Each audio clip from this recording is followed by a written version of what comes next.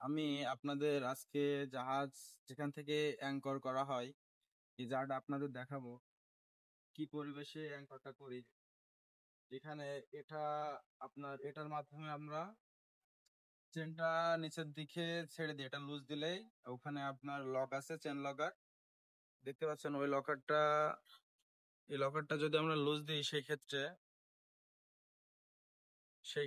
এটা লুজ দিলে আস্তে আস্তে চেন, আর ওই সামনে আরেকটা বড় লকার আছে, ওই লকারটা খোলা হয়। খোলার পরে চেনটা মনে করেন নিচের দিকে ধাবিত হয়।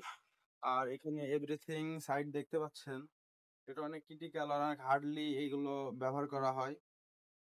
সাবধানতার কোনো শেষ নাই, একটু অসাবধানতার কারণে বড় ধরনের দুর্ঘটনা ঘটতে পারে। তারপর এখানে দেখতে পাচ্ছেন এগুলো মুরিং রোপ।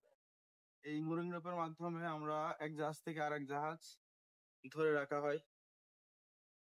আর এখানে আরেকটা এই সেম ক্যাটাগরি, আমরা যখন গভীর সাগরে থাকি বিভিন্ন জায়গায় আমাদের একটা অ্যাঙ্করের সেফটি আমরা মনে করি না, সেই ক্ষেত্রে অ্যাঙ্কর ডবল করা হয়।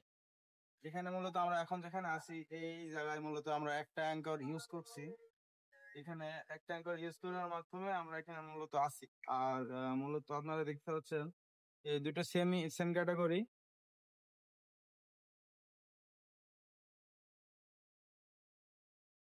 দেখতে পাচ্ছেন। আর যদি আপনাদের দেখায়, এখানে একজন ডিউটি ম্যান আছে, ভিয়েতনামের ডিউটি করতেছে।